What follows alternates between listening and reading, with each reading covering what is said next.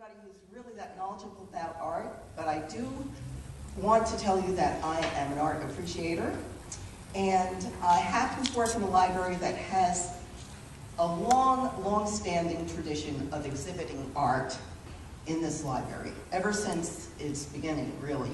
And if you have a chance, please come here very often. We have an exhibit of Newark artists right now, very interesting exhibit, which I hope that you will partake of in your spare time or even tonight if you have a chance. But when I heard that we had the offer of Carol Walker, I knew of her extreme talent, I knew of her stature and international standing, so I really jumped at the chance of having her here.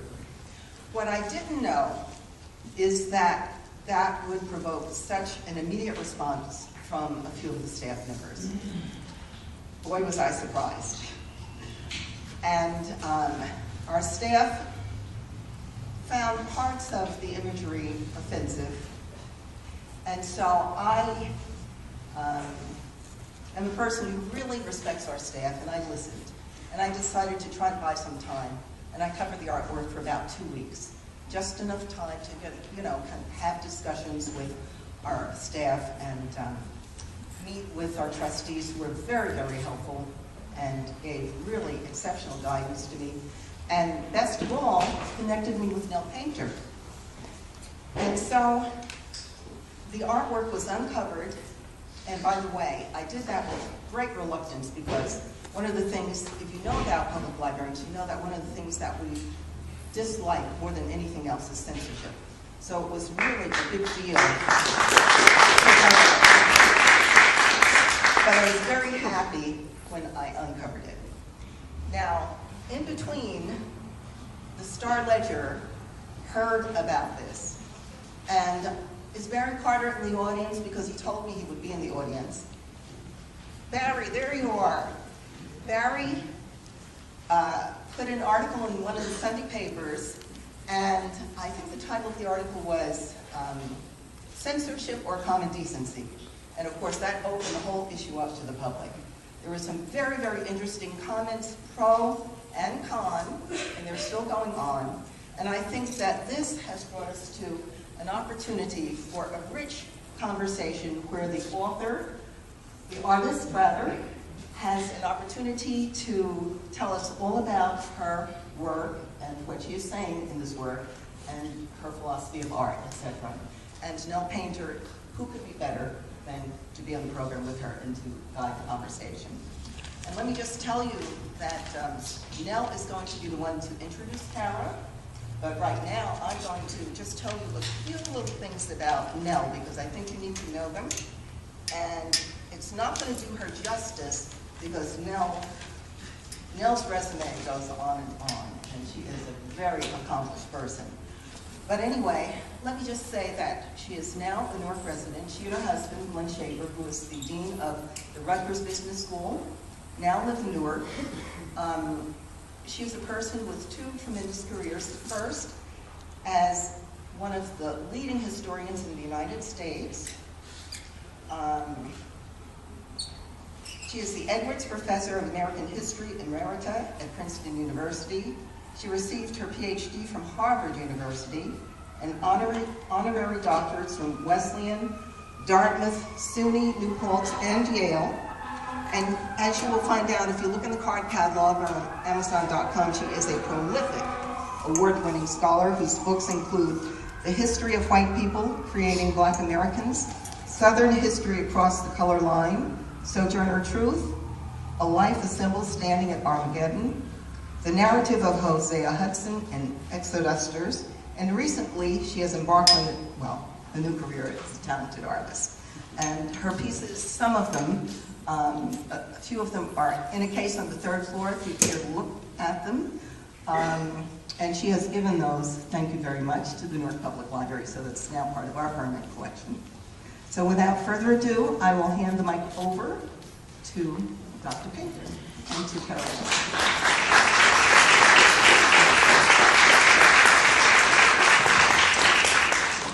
Thank you very much, Ms. Gregg. First of all, I'd like us to thank Carol Walker again because Ms. Walker has agreed to forego her honorarium for this evening. And I think we should thank her from the bottom of our hearts for that.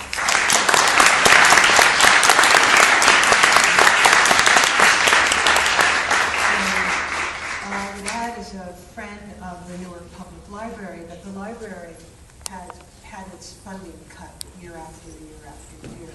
So it needs us, friends of the library, ever more. So if you would like to support the library, please see Ms. Walker or Tim Christ here. We need your support. I want to remind you to turn off your cell phones, and we will take questions for 10, Carol Walker will take questions for 10 minutes after the end. So I'm going to keep an eye on the time. We're going to go 35, maybe 45 minutes or so, and then 10 minutes for questions. Carol Walker is originally from Stockton, California, and she moved with her family when she was 13 to Georgia, where her father took the teaching position. She got her BFA at the Atlanta College of Art in 1991, and her MFA at the Rhode Island School of Design in 1994, which actually makes her my big sister. She quickly attracted major attention. In the same year she got her MFA, 1994, she showed a great big mural at the Drawing Center. The mural was 13 by 50 feet. Cut paper in the silhouettes that she made famous, and it was called Gone, and his historical romance of a civil war as it occurred between the dusty thighs of one young negress and her heart. So this established her way of working and her way of words. There quickly followed in 1997 a MacArthur Genius Award when she was only 27, making her the youngest or one of the youngest people to get that award. And this was probably the first big controversy around her work, or the first big controversy around you. I don't know if she wants to speak to that. It's a famous moment in the history of black art. It was older artists, older black artists, who objected to her work and also to the recognition that she was receiving from the white art world that so many other black artists had not.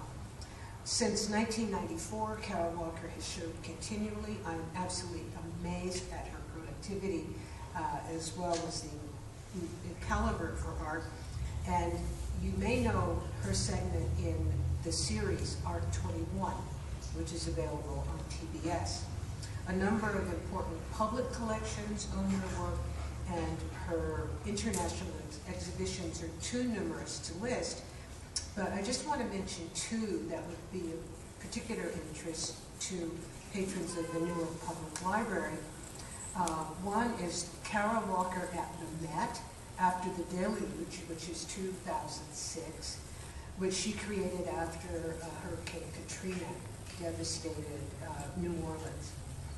And then also her traveling mid-career retrospective from 2007 called Carol Walker, My Compliment, My Enemy, My Oppressor, My Love, which originated in the Walker Art Center in Minneapolis and then traveled to the Musée d'Art Moderne de la Ville de Paris in Paris, the Whitney Museum of American Art, the Arm & Hammer Museum in Los Angeles, and the Modern Art Museum in Fort Worth. The Walker Museum has put up a wonderful website that I recommend to you. And in fact, the library put up a bibliography of Carol Walker that I prepared. It's on the library's website, that is the Newark Public Library's website, and its Facebook page. And there you will also find a link to the Walker Museum's very complex, and it talks about the themes of work and interviews and images, just a wonderful website. So take a look at that. Carol Walker lives and works in New York, and she's represented by Sycamore Jenkins and she teaches in the MFA program at Columbia. Wilma Gray has already told you about the controversy that brings us together this evening, so I will not go over that again. It's possible that Scott London, who's here in the front row, will be willing to say a few words, but we'll see. Let me just add that this is not the first time, and probably not the last time, that a piece of artwork has attracted seeming controversy. Think about Senator Jesse Helms and Robert Mapplethorpe years ago, and then more recently, the Smithsonian Portrait Gallery's withdrawing of a piece of the work of David Ruanowitz. Black artists also have attracted controversy, notably from black audiences and black viewers. Let me just mention two. One is Carrie James Marshall, who paints, these are both contemporary artists, who paints his figures very black. And one of his paintings went up in Atlanta, and viewers thought it was a white artist who was burlesquing the black figures. Also, David Hammonds did Jesse Jackson in whiteface with blonde hair and blue eyes, and it's called How You Like Me Now. This also attracted controversy. So people feel very strongly about it. Now, I have two sets of questions. One is questions that people sent to me and asked me to ask Carol Walker, and then I have some questions of my own. But before I do that, let me ask Carol Walker if she would like to either make a statement or show your images and talk about them. Hi, good evening. Good evening. Hi. I brought a lot of images just to, sort of contextualize my work a little bit, and so you can interrupt at any point, but sort of jumping on that theme of sort of what brought us here together, this particular drawing. I had a few studio shots of my wall and the things that I was working with as I was making the drawing, and I When made did a you lot make of it? it. It's from 2011. Yeah. I keep forgetting what year it is. So this is just kind of the process, and I just bring those by way of sort of, many of us are artists here, and many of us aren't, but there's kind of, the work doesn't arrive sort of fully formed and without context, and so there are these kind of images on the wall of riots and Klan rallies, and Barack Obama at a teleprompter, and these are the things that are kind of interesting to me.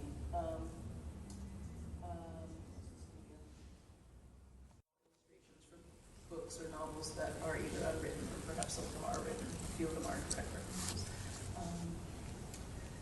So that's just a preface to that particular work, whose name is so long that I won't repeat it to you here. What's the process then? So, well, there are two different processes in this series. There's sort of block printing. I hand-cut letters and made these sort of like a human typewriter, and pressed out some different themes. Some were direct quotations from other texts, and some were sort of my own poetry, or something like poetry. And then the rest are graphite and pastel in some cases. It's very messy, a lot of erasing. So all in all, there were about 44 works, I think. They were very large scale, so the piece that's here is not the largest. I have the size. Somewhere. I think it's about 6 by 6 by 9.5. And so some of them are about twice as large. This one is about twice as large. So the imagery kind of, I was thinking about sort of locating a black identity outside of slavery, but in a kind of transition point. I thought these drawings were transitional, so they were sort of situated in a space that's both real and imaginary, like in a transitional space between the north, the rural south, and the urban north. This kind of like psychic location where a modern consciousness emerges. So where Harlem Renaissance kind of attitude emerges. So we have sort of these iconic kinds of situations, I thought. So I was kind of like, okay, there's like riots and dancing and music and all this kind of like activity that sort of exemplifies, you know, the states of transition and frenzy or I don't know, act of finding out where one is at. So this is kind of like moving around the room, moving around the gallery. Some have to do very directly with lynching as an impetus to leave the South, or impetus for escape. Some are illustrations or cartoons of specific horrors that I read about, including this small description I read in the Atlanta newspaper from about, a transcript from the Atlanta newspaper from about 1898. It's a description of a woman being hung from a tree in this fashion. They pulled the tree down, tied the rope to her, and pulled the tree up. That's the kind of thing, and you'll see this in all of my work, that for me somehow is only accessible and treatable as something kind of offhand. Like it was just a kind of offhand. It was an offhand moment that I found the entry, and a kind of offhand language that was used to describe death.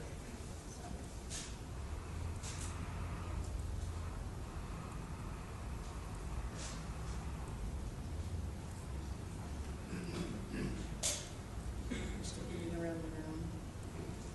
I'm currently working on an artist book of all of these drawings, so at some point this year I think it'll be available. I'll make sure the library has one.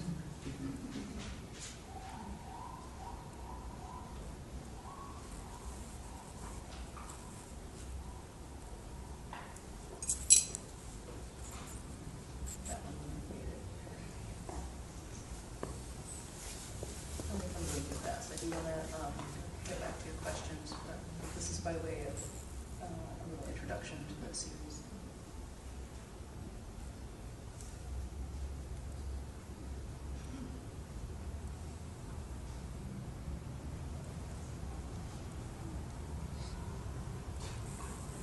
So, I'll talk about the video right now. I won't talk about the video just yet, but that's another process. Okay. So, I want to ask questions that before people ask me to pose. Okay. Joseph Heathcock said, wants to know how you got to be so awesome. That's such a broad question. Totally unfounded. Is that one that it doesn't seem like I should answer that one. But I had this thought. This is like a segue. I had this thought as I was sitting here doing your introduction. I was thinking that one of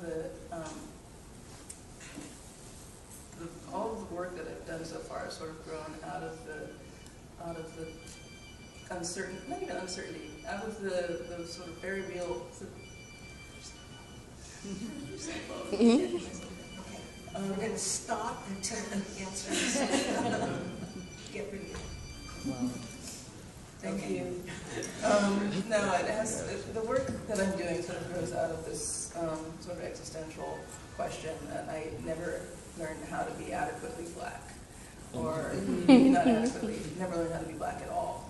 And the question that arose for me time and time again growing up in California, and then more specifically, more pointedly in Georgia, was, there were constant reminders that was a reality, that black was a thing, not just, a set of identities or political positions or skin colors or, histories, but it's, this kind of solid thing. And so I think my project as an artist was to sort of try and unpack that, to not just unpack what, this idea of black or African American or Negro or colored means, but also what it means to have not acquired that or appropriated or understood that its meaning or its impact on me. So the working, just kind of finding myself making silhouettes and sort of rejecting a lot of sort of proscribed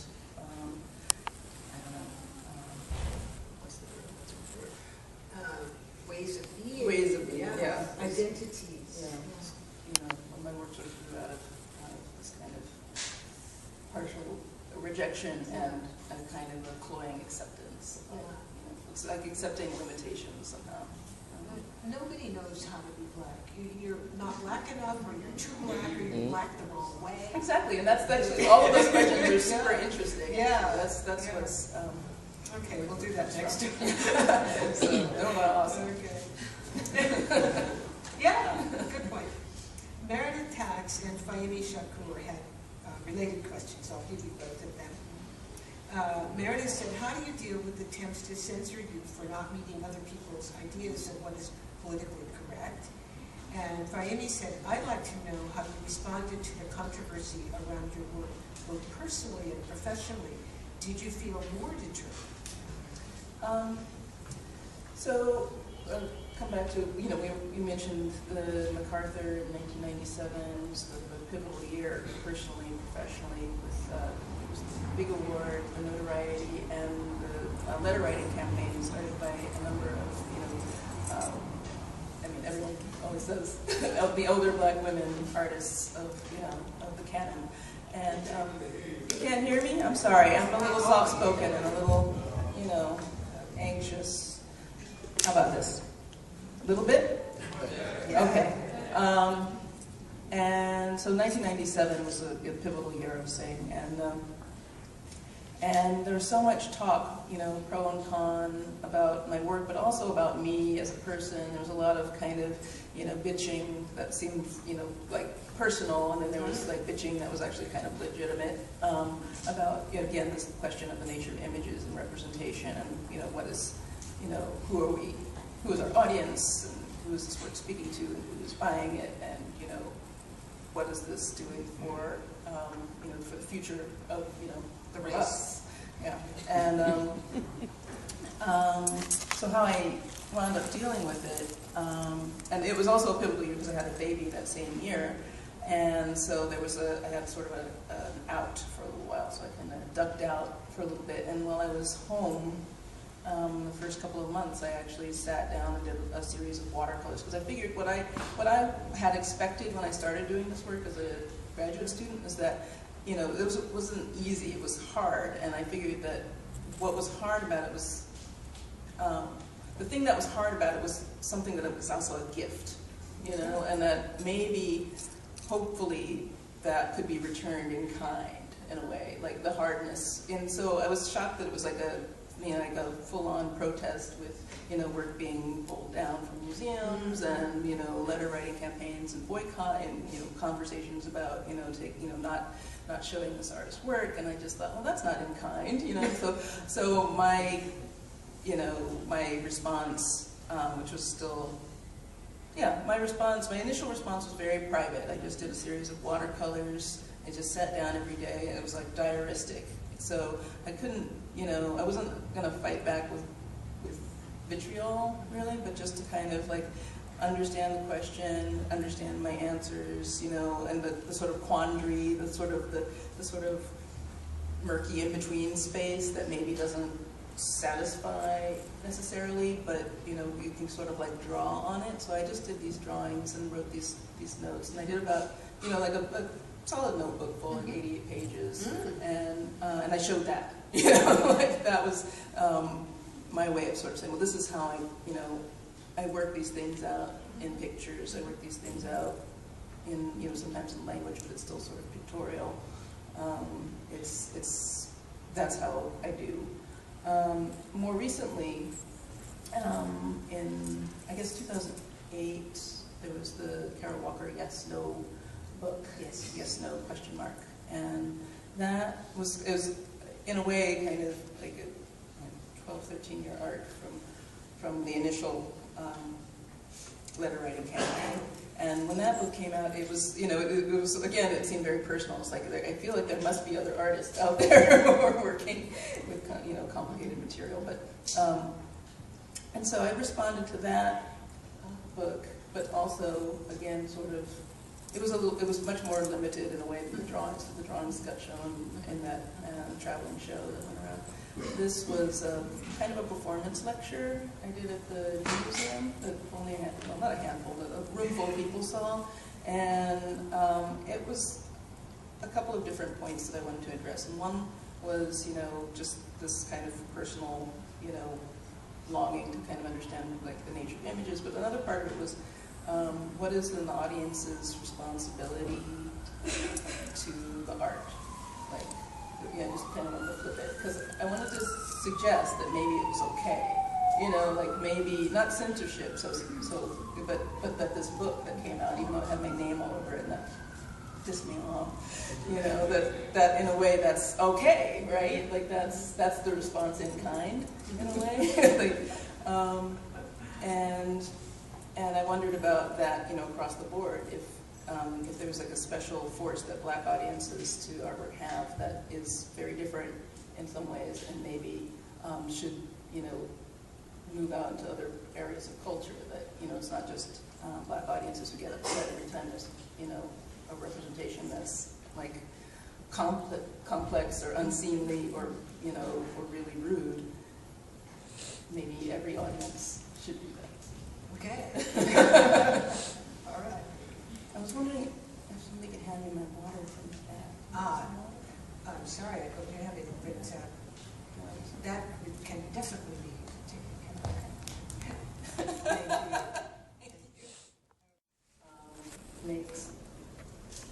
Thank you. Makes me and the viewer potentially more complicit in the goings on in the picture, right? So that's the other complication there. Is that it's not excoriating, you know, actual violence in the world. It's actually kind of like creating a situation that sort of like maintains the anxiety, the intensity, or the horror, and just leaves it there. For the viewer to deal with. Yeah, and I guess I do that. It's like I'm doing that. Why is it important to make art about slavery and race?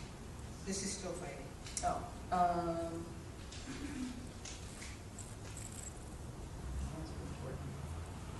It's so funny. I feel like I should be able to answer that question, but because I started, you know, making my work in this kind of like quest of sort of unpacking what it is to be a Black woman here, now, there, then, whatever. There you are. Yeah, you can't avoid it, right? I mean, I used to, I don't know, it's not really an answer that I used to have, but I used to kind of have this thought when I was younger, like before I was making art professionally, like how difficult it was as a youngster to just like dream myself into another era. Like I couldn't allow my imagination to dream myself into another era because I always get hung up on actual history. Oh, yes. It's like, oh, actually, I can't go there. You know, it's like, oh, I want to be in, you know, 17th century Paris. No, sorry. You know? And so, like, my imagination suddenly was, you know, becoming. Yeah, the imagination that I was, you know, handed as a child is like this gift. You I know? have the same problem. People say, "Is there other time you'd like to live?" And Finey's last question. Do you ever desire or feel pressure to make work that is considered more beautiful? And she put beautiful in quotation marks. I think that's that embarrassment we feel about beautiful. But I already do that. That's the queasy part about the work is that I started, I have to sort of backtrack to graduate school for a minute. I arrived at RISD as a painter, making sort of big oil paintings and sort of trying to sort of, you know, sidle up to a kind of patriarchal, you know, gesture. I think. I mean, I started to kind of politicize it a little bit in my approach to like making art because I started to recognize that there was no possible way that anybody who was looking at my work was going to actually look at my work. They just kept looking at me in front of my work. And I forgot what the question was, but I'll just keep talking. Beautiful. Beautiful. So. And I don't think that work was especially beautiful anyways. It's a good thing I stopped making it. But I did start to think about some of the questions about, you know, again, race and representation. And a lot of, and my father's an artist, and I grew up in and around, you art exhibits, and some small art exhibits, some larger. A lot of shows that were very sort of ghettoized in a way, like sort of black art shows, or and I started to wonder about beauty in the context of this art that was very sort of political, and yeah. So I wound up just kind of questioning, like, what is it I actually really value? What does I really look at? What sort of feels like me? I mean, this is actually kind of in retrospect, looking at the silhouettes that I started doing. That's fine. It was good. Okay. Yeah. Is that fine? I'll keep going. Yeah. Okay. Well, I have some questions. Okay. And actually, my questions kind of go off things that you have said in the past and that other people have asked you. In 2007 in Bonn, Mathea Henry said, you work in many different mediums, including paper cutouts, gouache mixed with coffee, brass rubbings, overhead projectors.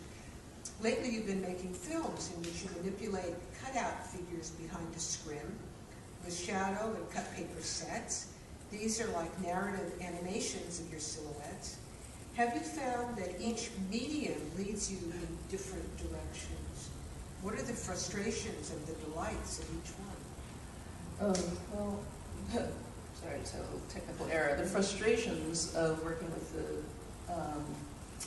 the shadow puppets are also kind of its beauties, I guess. I never really wanted to be a puppeteer. I'm still kind of sitting on the edge between sort of fine art and sort of crafty second-class forms of art. And the silhouette film, I mean, it definitely has its place in history, but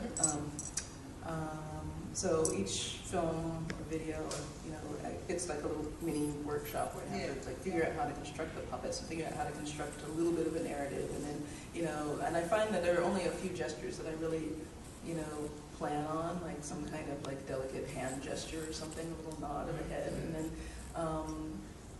and a lot of it is sort of. How many moving parts are there to each figure? It sort of depends. Each film gets a little more sophisticated. So in each set of puppets, they become a little bit more agile. But it's got a herky-jerky kind of quality, right? And obviously sometimes they need extra hands and extra people. So there's a lot of failure. It's like a lot of falling head over heels and then catching ourselves before the whole thing collapses. And I actually really like that, and I really like sort of showing the bumps and the seams and the behind the scenes in each film. So it's not so that we're not sort of completely seduced as a viewer by the reality that's happening on the screen, because that should always be in question, the way a story is told and who's telling it. I think I'm an unreliable narrator in each one of these works. I would agree with that. Yeah. I'm going to go backwards a little bit because I lost some things here. Oops. Well, you spoke to the frustrations and the delights. Yeah.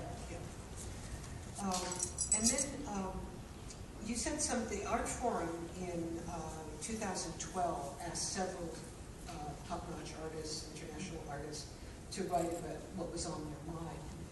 And I was really struck by what you said. I think you were the only person who spoke so clearly, I felt, to me.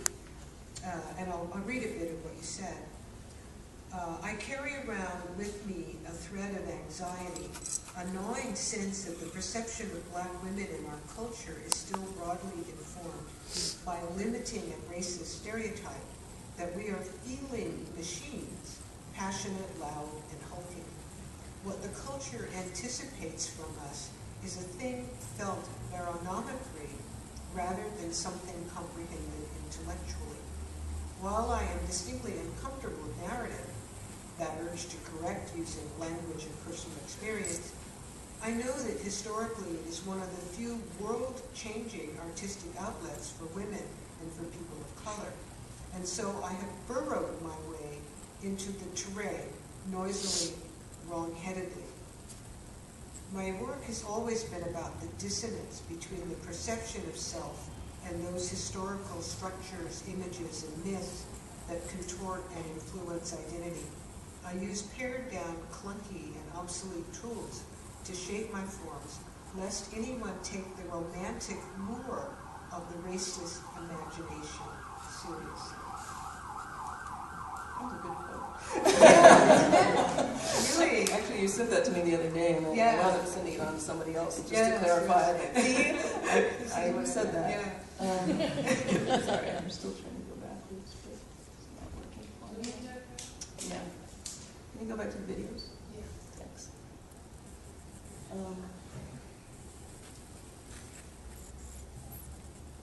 I mean, it's such a wonderful statement. We can just leave it. Well, yeah, I can leave it. I was going back to the videos because but I think we had a malfunction.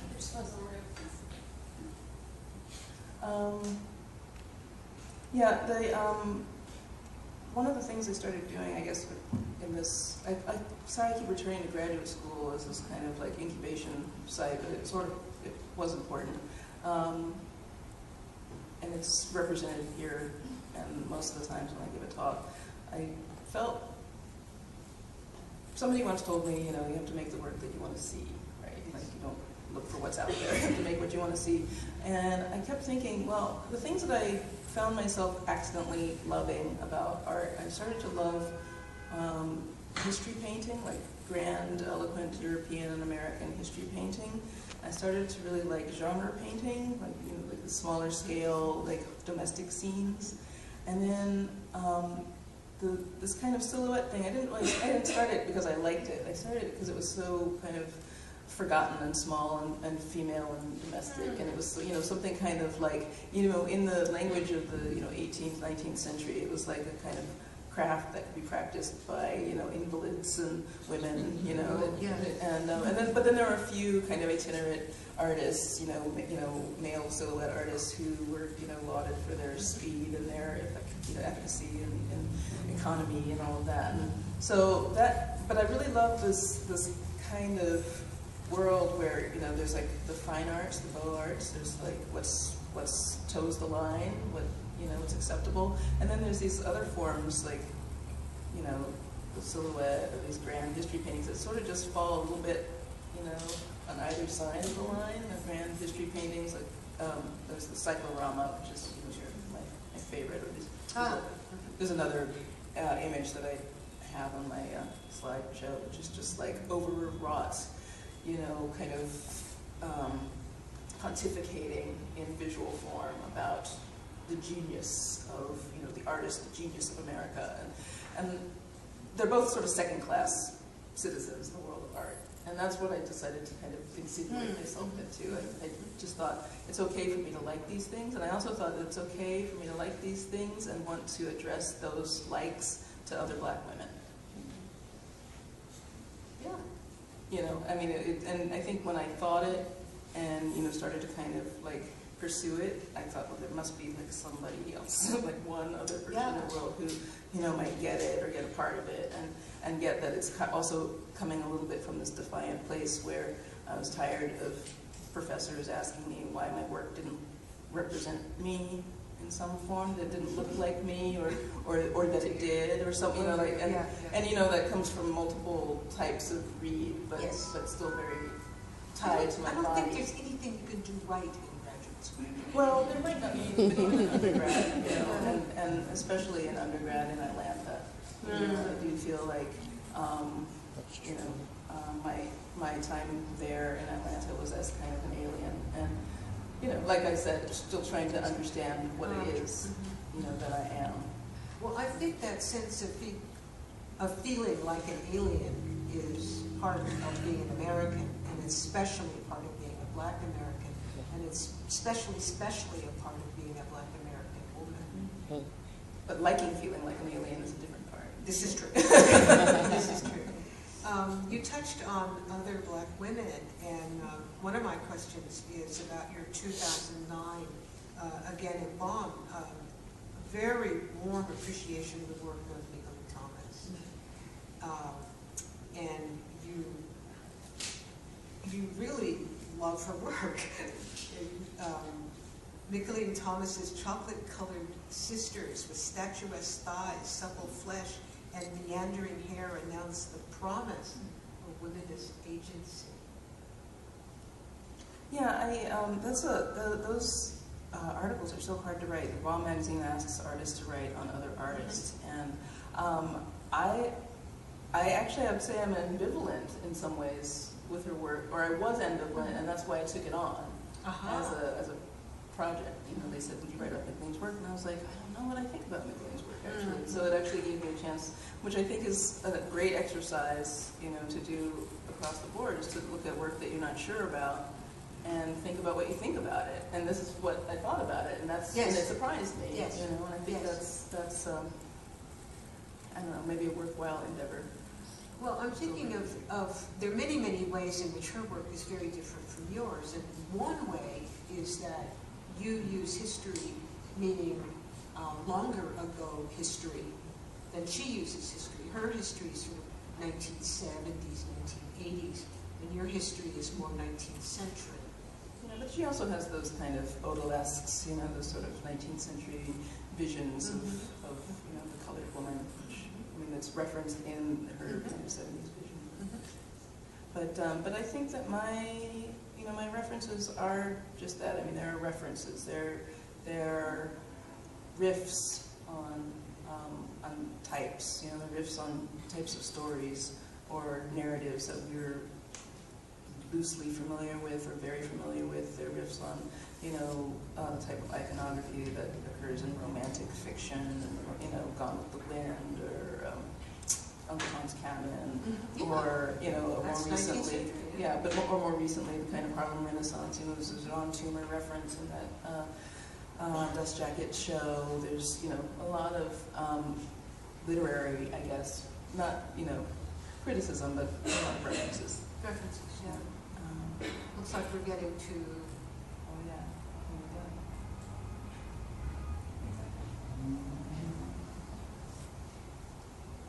So I have more questions, but I'm just going to ask you two more. I'm keeping an eye on time. I'll ask you both of them right now. One is that after seeing your work, viewers are likely to imagine you severe and humorless. That's often the woman who talked to you at the Walker was so surprised when you were this gentle person who she compared to Woody Allen. So a good look at your work shows that there's a lot of humor and playfulness in it, but I wonder if over time, and we're talking to you as a mid-career artist, if your sense of the humor and the playfulness has changed. That's one. The other is, again, as a mid-career artist, how do you look back on your work? Do you look back? Do you look forward? And how do you manage to be so productive? Well, humor's always been the kind of like problem, right, of my work, hasn't it? But you know, it's when I'm working, you know, I usually feel satisfied when I surprise myself, and usually if I surprise myself, I wind up laughing.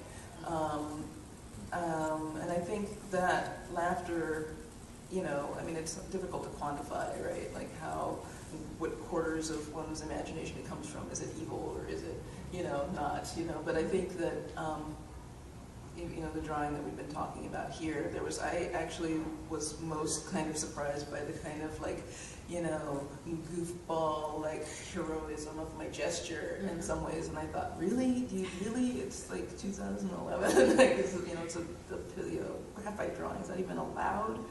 And, but, you know, I think that, you know,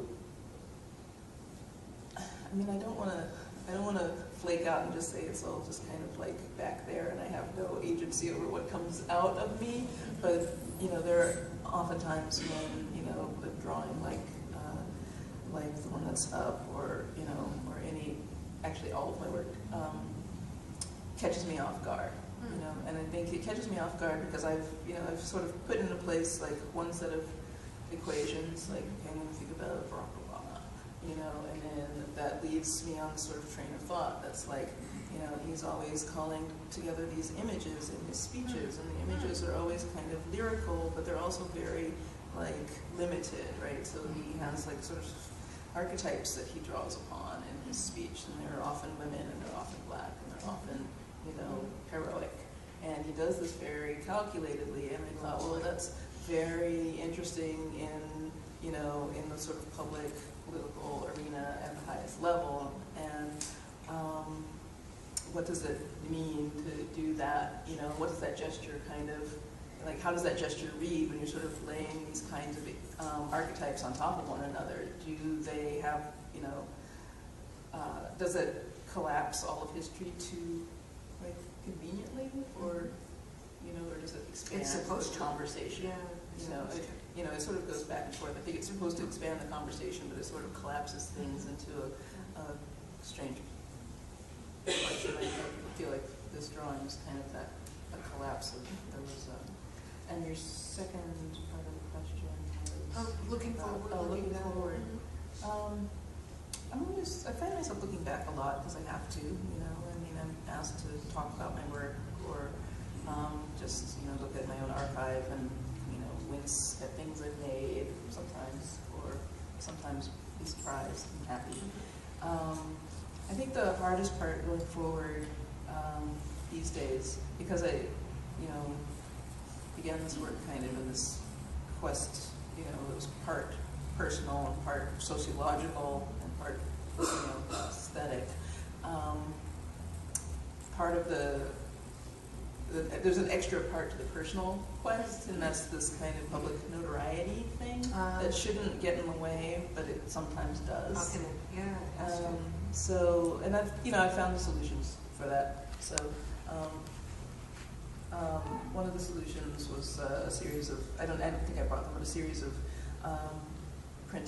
block printed texts like the ones I showed that are biographies, and they just called them biographies, but they're biographies of other creative black women who are dead.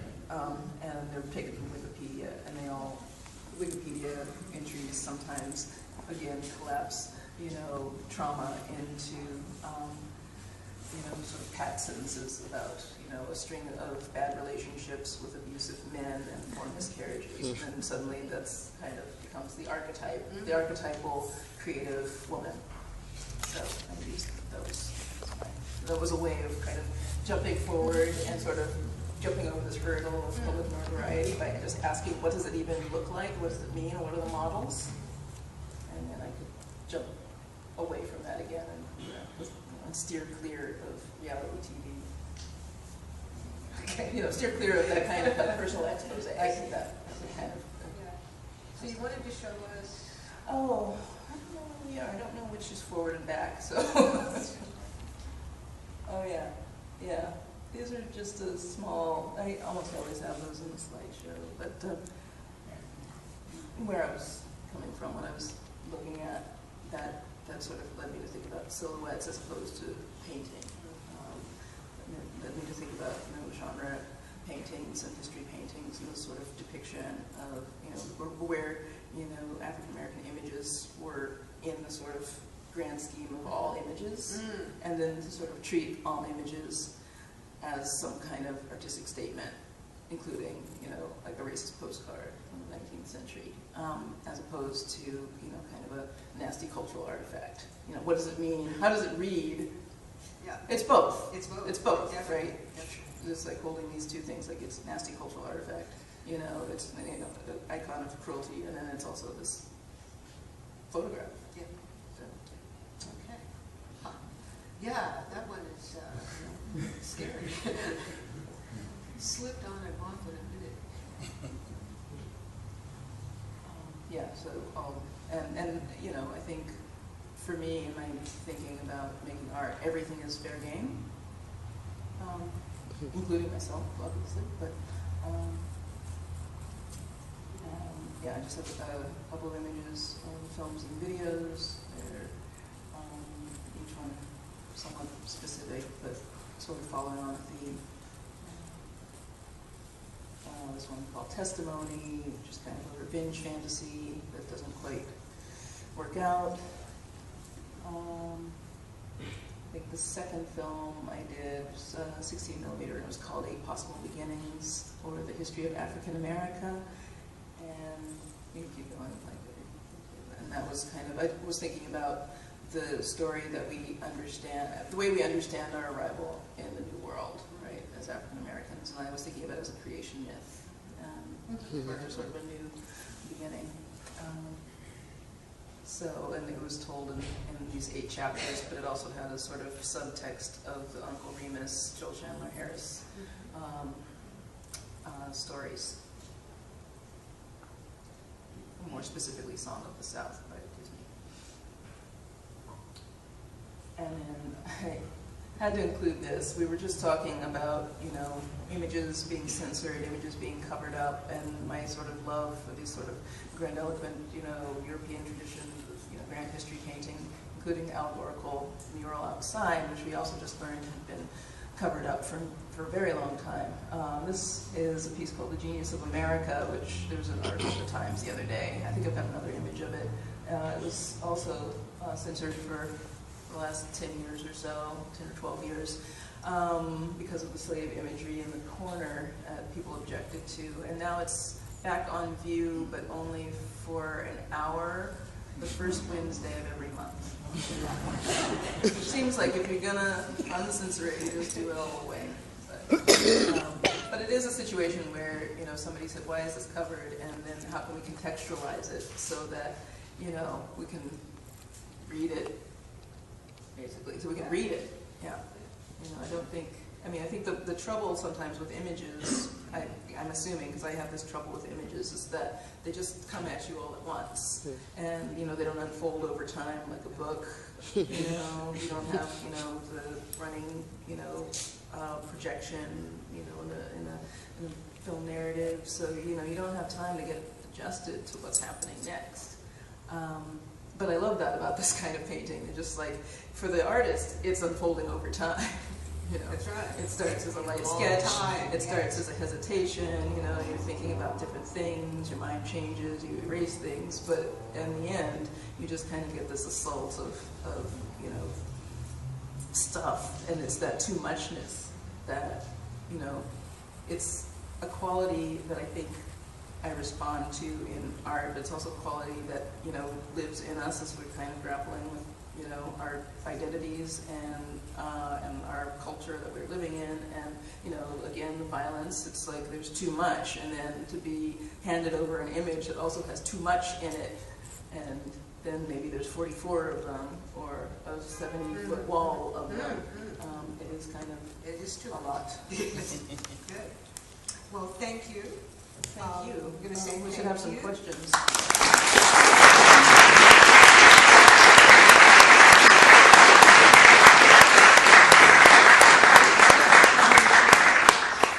10 minutes of questions. Yes. Yeah, my name is Joel Furman, and I really enjoyed your work. First of all, just like quickly to say kudos to the library for allowing work to be shown, because a lot of growth in the time that I grew up in Newark, and I'm really proud of what they've done.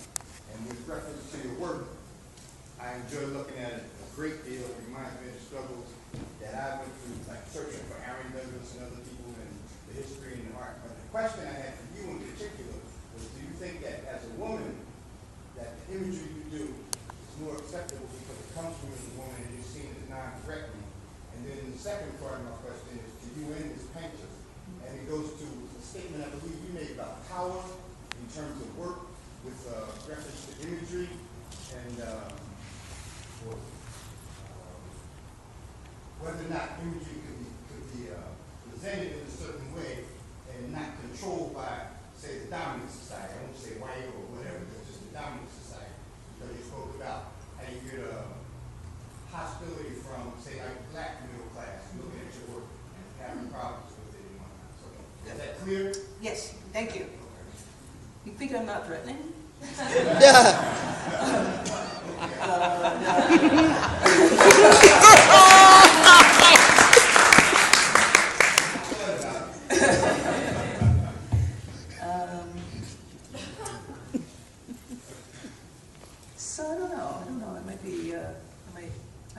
stand by that not being not threatening part. But the other question about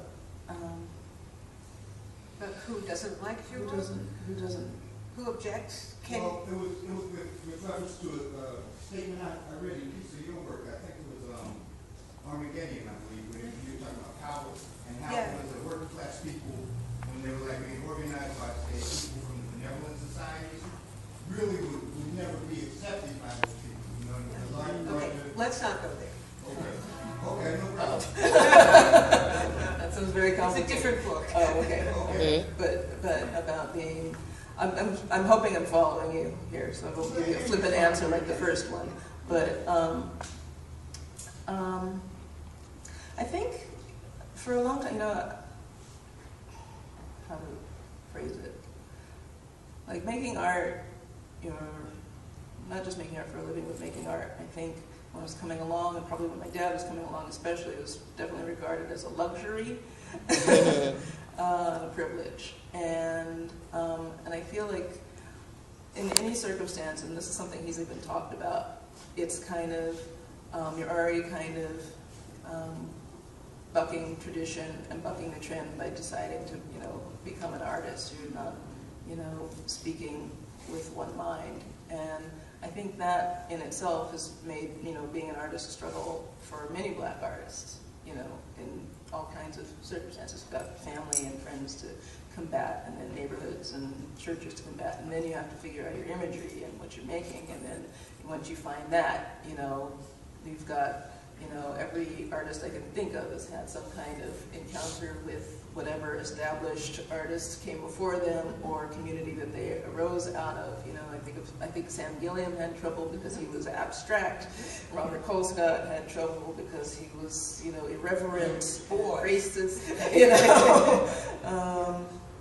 So that, you know, there was kind of, and I think that's, I guess, what I was coming back to about audience play, like audience response, is that I can clarify it now that what may be happening is that it's call and response, but because we just have pictures and they're mute and they're back here and they're isolated from, you know, audience and artists are isolated from one another, you don't have the kind of immediate, you know, yes or no. So it sort of becomes this protracted war or protracted, you know, fear that, I don't know, it's kind of interesting, but I don't know if I'm answering your question, but I think it's a kind of an ongoing question about who gets access to the work and then what kind of conversation happens when access is there. And, you know, you asked the question, is it okay to make drawings of black figures? I'm not going to try to answer it, but I think that's a question that needs to be taken very seriously, because drawings of black figures invariably do attract some kind of controversy. Let's see, there was a question over here, yeah. But before I go there, I want to ask all of you who are artists to just stand up so we can see how many artists there are in the audience. Wow! Thanks. Yeah. Art, you know, it was like I kind of grew up with an understanding of a kind of late modernist, flat surface collage type of gesture, and then I got introduced to this, you know, that kind of, you know, I don't know, proper European stuffy thing that was like completely what, you know, it's like the opposite. I mean, it's like what, it's like the change or something. Like I was, like I got really interested in academic painting. Yeah. And not that I could do it, but I got interested in what it means and how it reads, I guess is what I'm saying. You know, especially in that kind of like early 90s culture war moment. We have 2 more questions, and I want a woman. There she is. Oh, No, okay. 1, 2. This is my first time hearing you. I'm actually in Princeton College. Wait a minute, you got to speak up more. This is my first time heard of her, and my teacher, I'm at Exeter County College, and this is my first time heard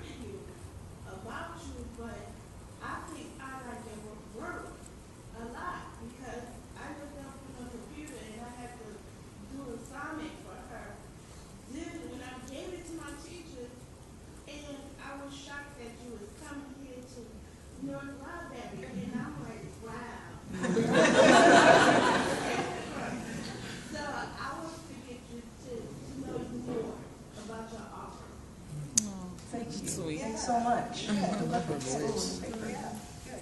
And the woman in the back, yes. I had a question about the controversial piece in question that brought us over to begin with. I was interested. Wait a minute, 1 second. You all know that you can just go across and look at it over here. You all know it's there. Yeah. I was interested in the burning cross and then President Obama right underneath it, but then the violent sex scene is all with the foreigner. Yeah. So since the title of the art is Moral Art of History, were you trying to kind of tell your own timeline in a way, with visual, but kind of meander it from one point to the other? Yeah. In that way. Oh, yeah. Yeah, there's kind of a weird version of it, but, and then maybe you can go back to that slide of the pictures on the wall. Yeah, I sort of spiraled out from, actually, I think I put Barack Obama in the picture last, but I kind of wanted the imagery to sort of spiral out from him, like what, just what it is that's sort of under discussion when people are either, debating the color of this man, or what he's talking about when he's talking about race, or what he's not talking about when he's not talking about race, and what he's talking about when he's not talking about race. It sort of spiraled out from this image of Obama as, or at least an image of a man at a lectern speaking, and in the middle of this election campaign, what kind of threat, was being proposed, right? I mean, there's so many kind of sort of spoken and unspoken threats about, about violence towards, the possibility, not even, it's the man, but also the icon, the image of the black president, the black man in power. And I had to sort of I made a couple of attempts at looking at that, because it was like my fear, and I figured I should just like put my fears forward, that, because, obviously, he's a man, president, a politician, but then there's this iconography, there's imagery, there's this attachment that's very physical, visceral, emotional, that we have to, this promise, not just hope, but this promise. Yeah.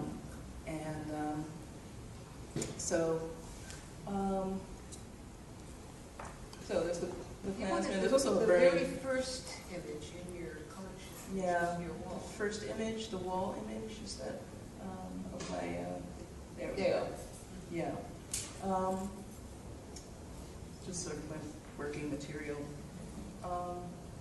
In the newspaper article that's printed out there is I think it's also from the Atlanta Constitution, and it has a long description of a lynch mob going after a victim. And it's written in a way like, I guess it would be sort of like the Fox News of its day. It's sort of egging on the reader and egging on the perpetrators of violence. And yeah, I don't know, I think I use that as sort of the modus operandi for the piece in a way. It's kind of like pushing itself into that sphere of violence, and it sort of gets bigger and more elaborately described, I guess, as we go through the drawing. And also, one more question. Since your work is centered on the Black experience in America, have you also considered Black experiences elsewhere in Latin America or in Africa under slavery? I think, I sort of my work sort of grows out of, again, sort of like this feeling out where I'm at. So, I mean, I think the work reads in other countries, in Brazil in particular, where I've shown, but it's not necessarily specific. I mean, there was one piece that's called, there's the piece you mentioned that's sold for, that's called Africant, and there's another that's more over, it's a little bit about modernism, the rise of modernism, and the sort of, acquisition of Africanness, African ideas, African iconography into a European, language, and that, it's broad in that way, but it's not specific to stories. I've had a harder time just like arbitrarily picking a story from Latin American author, and sort of applying that, because I don't have the same sort of understanding of how it works in the culture, like One Night with Uncle Tom's Cabin, or Gone with the Wind, more specifically, which was playing 24/7 in Atlanta. It might still be. Yeah. Yeah, good. Well, thank you so much, and thank you, Carol. Thank you.